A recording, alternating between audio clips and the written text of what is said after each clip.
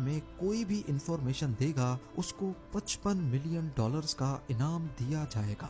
15 million dollars in کے بیٹوں پر اور $25 ملین کا انعام صدام حسین پر رکھا گیا۔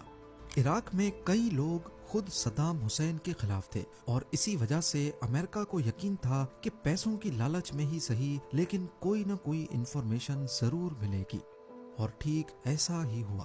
ایک شخص یو ایس ملٹری بیس پر گیا اور کہا کہ صدام حسین کے دونوں بیٹے ادے اور کسے میرے گھر میں موجود ہیں۔ پہلے تو کسی کو یقین نہیں ہوا، لیکن جب یو ایس ملٹری نے اس گھر کو چاروں طرف سے گھیرا تو معلوم پڑا کہ واقعی ادے اور کسے وہاں موجود ہیں۔ وہ سیدھی طرح باہر نکلنے کو راضی نہیں تھے کیونکہ وہ بھی پوری طرح ہتھیاروں سے لیس تھے، لہٰذا کئی اٹیمپٹس کرنے کے بعد گھر پر میزائل اٹیک کیا گیا۔ سولجرز جب گھر کے اندر گئے تو انہیں ادے اور کسے دونوں کی ڈیڈ باڈیز ملی، یعنی صدام حسین کا ٹھکانہ معلوم کرنے کی جو آخری امید تھی وہ بھی چلی گئی۔ لیکن یو ایس ملٹری نے اس کو اپنی ہار تسلیم نہیں کیا۔ دوسری طرف صدام حسین کے کئی ساتھیوں کو ڈھونڈ کر زندہ اریسٹ بھی کیا گیا تھا، لیکن کہیں سے بھی کوئی انفارمیشن نہیں ملی۔